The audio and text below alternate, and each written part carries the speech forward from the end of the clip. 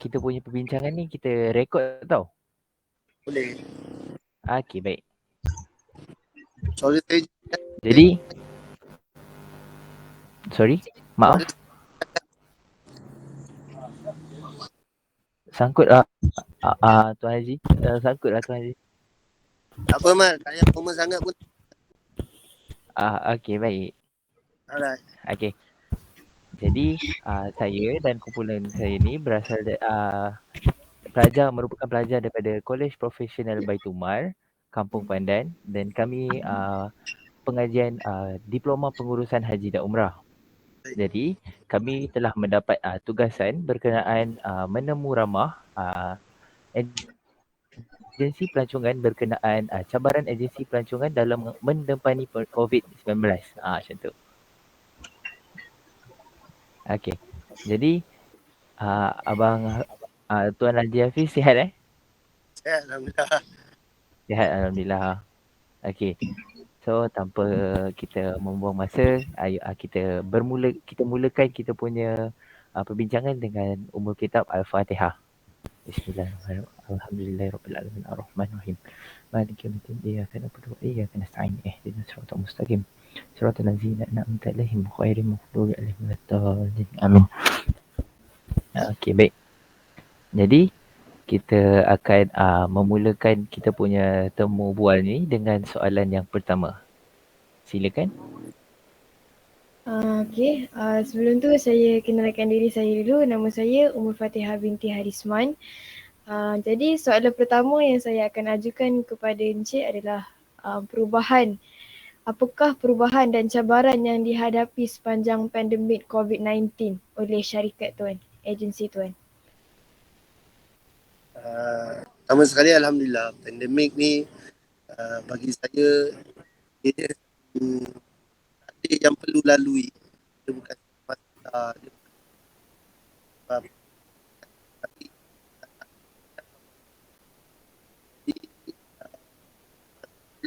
itu berlaku, tapi saya tak anggap ianya adalah masalah. Saya anggap ianya adalah satu perjalanan yang perlu kita lalui. Jadi kalau cabaran, soalannya adalah apakah cabaran yang terpaksa dihadapi? Ya, betul. Okay, cabaran yang terpaksa dihadapi konteksnya pelbagai. Kalau secara dalaman, masalah yang pertama bagaimana kita nak fahamkan jemaah-jemaah atau pelanggan-pelanggan kita yang mana situasi ini kita ni hanyalah orang tersepit lah. Sebab kita dah laburkan duit pada muhasasah, tiket penginapan, tapi ada pelanggan yang dia tak nak cuba faham walaupun keadaan ni sangat jelas. Sebagai contoh, Asia dia tidak memulangkan duit, hanya bawa ke hadapan. Apatah lagi kita duit tu dah tak berada dengan kita, berada dengan third party. Mereka tak nak cuba faham. Bagi saya itu juga adalah satu pembelajaran untuk diri kita bagaimana kita nak handle para pelanggan. Itu yang pertama. Kedua, jelas sekali sumber pendapatan kita ataupun sumber perniagaan atau bagi pekerja sumber rezeki mereka adalah apabila kita berjaya menerbangkan orang. Tapi keadaan COVID ni kita tak berjaya buat apa-apa penerbangan. Bahkan kalau perniagaan lain itu hanyalah kesan. Mereka hanya terkesan sebentar. Terkesan mungkin dengan PKP mereka tak boleh beroperasi, tapi travel agency ni terkesan secara langsung. Maka apakah cabaran seterusnya adalah apabila kita divert kepada bidang perniagaan lain, tak semua pekerja kita boleh adapt dengan perubahan tersebut. Sebab mereka dah biasa key in visa, mereka dah biasa handle hotel, mereka dah biasa bermain dengan sistem. Tiba-tiba nak kena buat bidang baru, tak semua. Jadi cabaran bagi seorang pekerja pun untuk alami perubahan secara mendadak ini bukan mudah. Itu daripada sudut satu orang pekerja. Dan sebagai satu orang pemilik kepada travel agency, semestinya kita nak ubah direction atau jenis perniagaan dia bukan macam tukar baju. Tanggal pakai baju baru. tapi terlalu banyak proses yang kita kena hadapi. Jika tanya apakah cabaran, pelbagai sudut kita boleh kupas, tapi itulah sedikit sebanyak pandangan peribadi saya lah.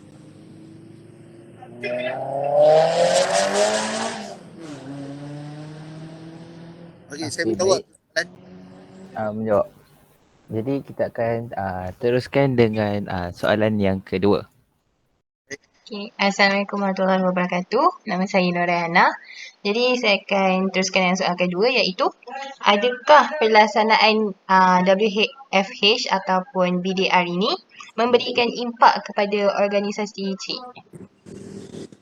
Sebenarnya WFH ni dia cabaran dan satu keuntungan.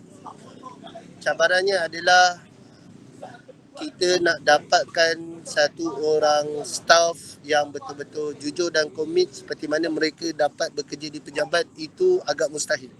Sebab apabila mereka bekerja di rumah, walaupun mereka pada asalnya satu orang yang efisien, rajin, tapi apabila di rumah ni terikat dengan anak, terikat dengan rutin, terikat dengan apa-apa yang berkaitan di rumah.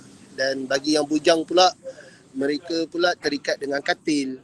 Jadi ianya satu bukan perkara yang mudah bagi satu orang pekerja, dan bukan mudah juga satu orang majikan nak terima kenyataan tersebut lah.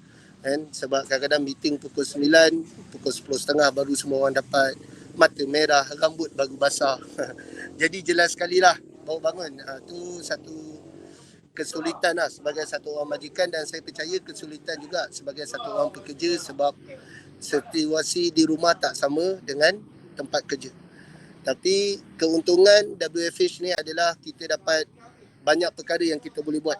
Banyak perkara kita boleh buat, seperti kita dah jimat masa jam, kita boleh buat meeting yang pelbagai, back to back. Kalau kita tak WFH ni, daripada satu lokasi ke lokasi yang lain, jarak perjalanan, jam lagi dan pelbagai halangan lain. Tapi WFH ni boleh membuatkan banyak meeting yang kita boleh selesaikan dengan kadar yang singkat.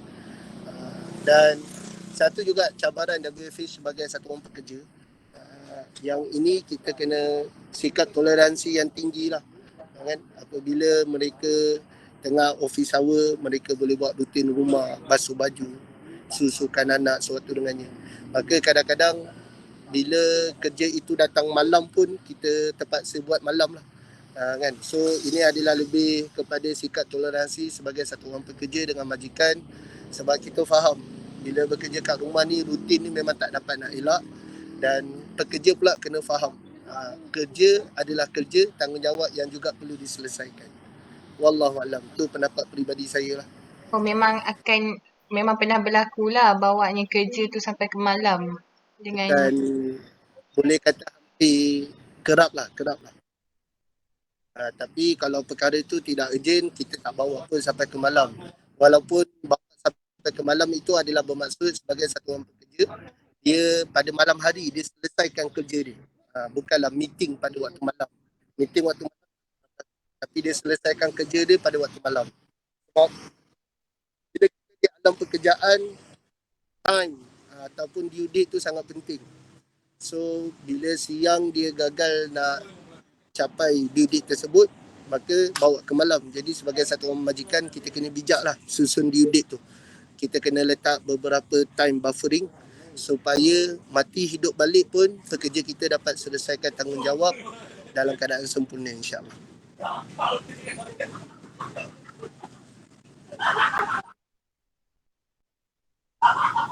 Okey, baik. Jadi daripada apa yang kita dapat simpulkan, atau ini bukan penghujung lagi, maksudnya daripada kesan WFH ni adalah kebaikan dan keburukan dia, dan seperti mana yang kita dapat terima maklum balas daripada Tuan Haji Hafiz sendiri, nampaklah kita punya kesan-kesan impak daripada kesan WFH ini. Okey, kita akan teruskan dengan soalan yang ketiga pula. Assalamualaikum warahmatullahi wabarakatuh. Nama saya Muhammad Nizaruddin Muhammad Nizam. Okey, pada bahagian saya akan mengajukan soalan nombor 3 iaitu pembelian dan penjualan sepanjang pandemik adalah meningkat ataupun menurun? Pembelian jualan apa tu? Maksud dia syarikat Encik ada buat apa-apa penjualan tak dalam sepanjang pandemik COVID-19 ni? Maksudnya selain pada bidang travel, ada buat apa-apa sebarang penjualan tak? maksudnya tak kisahlah, janji bukan bidang travel pun tak apa, macam tu ke? Ya, Betul. betul. Betul. Ada. Adakah penjualan tu meningkat ataupun menurun? Mel, sekejap Mel Mel. Sekejap ada gitu. Penjualan meningkat menurun tu biasa dalam bisnes ni, dia ada naik dan turun. Cuma ini adalah satu memang sangat advantage untuk penjualan online. Penjualan online alhamdulillah memang ada peningkatan dan ada cabaran untuk kita meningkatkan, terpaksa buat pelbagai promosi, kempen dan sewaktu dengannya lah. Jadi peningkatan jualan ini dia sebenarnya berpatah balik pada usaha dan effort yang kita lakukan. Bukan sebab mata pandemik, bukan sebab, walaupun kita buat online, ilmu dan strategi yang betul, saya percaya jualan pun tidak ke mana, izin Allah Ta'ala. Namun dengan izin Allah Ta'ala, strategi dan ilmu yang betul ni, jual apa kat online pun sekarang.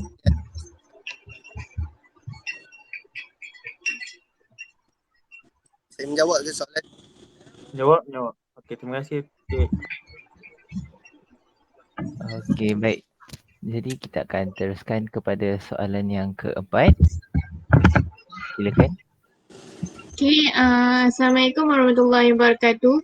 Nama saya Murni Izzati binti Nur Azizan.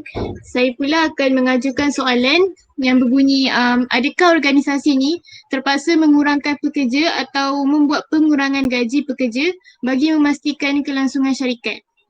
Ya.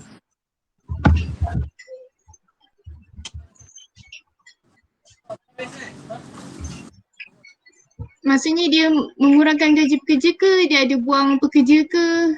Kedua-duanya. Kedua-duanya.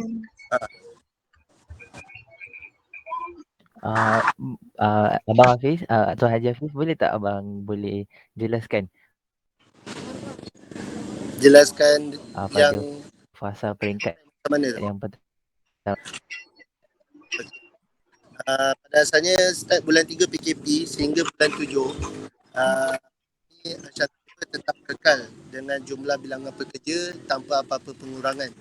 Namun selepas bulan 7, which is lepas Raya Aidil Fitri, bulan 6, bulan 7 tu ada peringkat akhir, masuk bulan 8, kita dah mula kurangkan gaji dahulu. Sehingga dalam bulan 10, kita dah mula kurangkan pekerja mengikut beberapa faktor yang kita ambil, sehingga ke bulan 12 kami decide untuk kami tutup terus kerana kita tak nampak apa-apa sinar.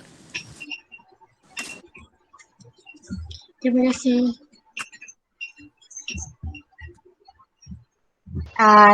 Seterusnya untuk soalan yang kelima. So macam yang kita tahu, disebabkan pandemik ni kan dah banyak dah tukar macam daripada bisnes tak online jadi bisnes online. So adakah agensi Cik pun tukar kepada organisasi yang menggunakan digital? Sebenarnya Ashram Travel sejak 2016 lagi. Waktu itu mana-mana travel pun tak ada yang buat online. Jual pakej umrah. Ashram Travel memang sejak 2016 lagi kita fokus kepada online. Sehingga hari ini walaupun kita tukar bidang perniagaan pun kita masih lagi online. Walaupun sekarang saya dekat gerai durian saya ni pun kita buat online. Durian Jadi amat lag. Seterusnya saya akan teruskan dengan soalan saya lah yang keenam. Soalan saya yang keenam berbunyi, adakah organisasi menambah produk atau perkhidmatan baru sepanjang pandemik ni? Uh, saya tak tahu daripada sudut aspek yang lain, tapi daripada sudut aspek kami nampak apa-apa saja bidang asalkan dia online kan, insya-Allah boleh pergi. Khususnya kalau bidang yang melibatkan COVID dengan bidang yang melibatkan makanan. Contoh, walaupun kami sekarang ni kita buat jualan durian saja, tapi izin Allah Ta'ala durian pun kita mampu buat jualan sehari masih kekal lagi. 1 tan ke 2 tan setiap hari, Alhamdulillah, secara online. So kalau makanan waktu COVID ni sangat sesuai, atau mungkin yang berkaitan dengan COVID. Contohnya kita menjual sanitizer atau sesuatu dengannya, itu sahabat-sahabat saya lain yang buat. Pun waktu ini adalah waktu yang sangat baik. Apa-apa saja perniagaan makanan ataupun berkaitan dengan COVID itu diniagakan, insya-Allah. Apa ceruk pun insya-Allah Allah akan bantu.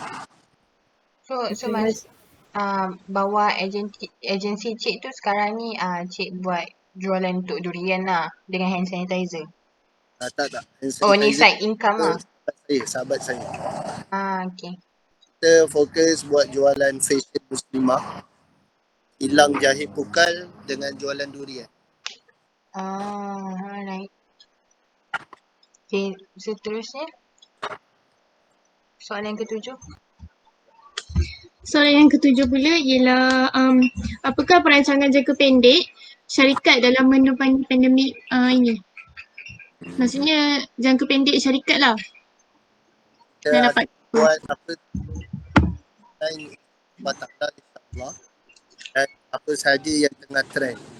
Contoh sekarang tengah trend durian, maka kita buat durian. Walaupun kita memang dah ada kilang, kita pernah butik pakaian muslimah, tapi perkara itu kita tak boleh mengharap semata-mata, sebab nature business dia akan ada naik dan turun. Maka kita pun menunggang apa saja yang tengah trend. Okay, seterusnya saya mewakili daripada Ahmad lah. Sebab internet dia problem. Jadi macam sebelum ni jangka pendek. So untuk soalan seterusnya, apakah rancangan jangka panjang syarikat dalam menepani pandemik COVID?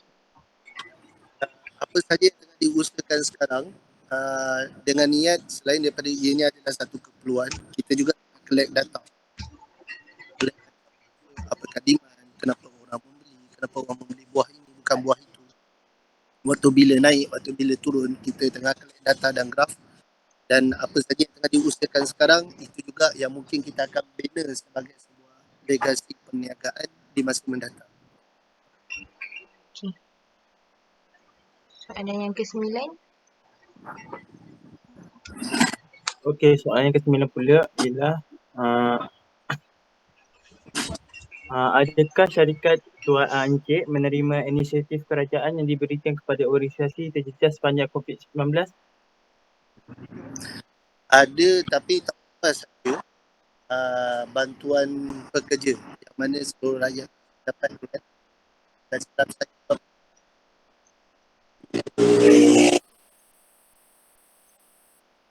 tepi jalan. Dan silap saya bantuan tu nilai 300 ke 400 untuk orang pekerja. Selain daripada itu, seperti mana yang diwawarkan loan bank di terlalu ketat, ibarat macam tak nak beri dan apa-apa yang lain tu setakat ni tak dapat. So maksudnya memang pekerja dapat berapa tadi, 300 eh? 3 hingga 400. Saya pun terlupa. Tapi daripada tu pelbagai inisiatif untuk travel agency ni. Tapi bukan saya saja, banyak travel lain pun usaha untuk cuba apply loan dengan kadar interest yang rendah dan sesuatu dengannya. Tapi ia ni ibarat orang kata gula-gula je lah. Sebab Faham. Okay, ini merupakan soalan terakhir. Adakah bantuan yang diberikan tu dapat membantu organisasi sepanjang pandemik COVID-19? Dia sebenarnya tak membantu, cuma mengurangkan beban saja. Sebab membantu tu tidak.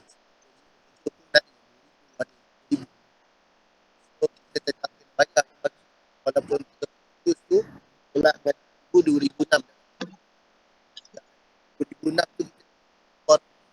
Jadi ianya tak bantu apa-apa pun, dapat mengurangkan beban. Okay, faham.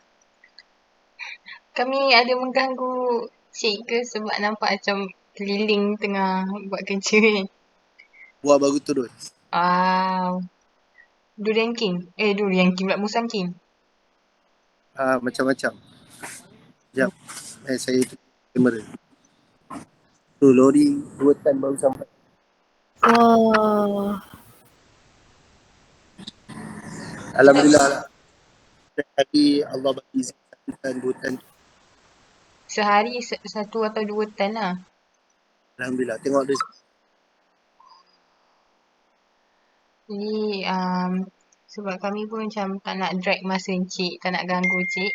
Jadi saya mendoakan semoga bisnes cik sentiasa dalam. Sekejap, saya ada masalah nak susun ayat ni.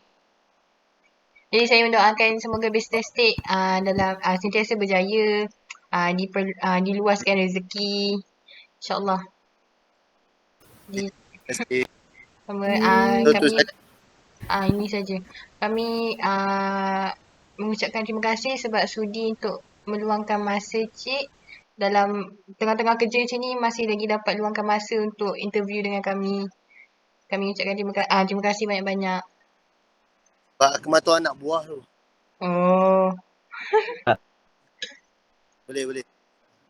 Tapi sebenarnya ramai je student IPB Kampung Pandan praktikal dengan kami. Amat lag. Apa.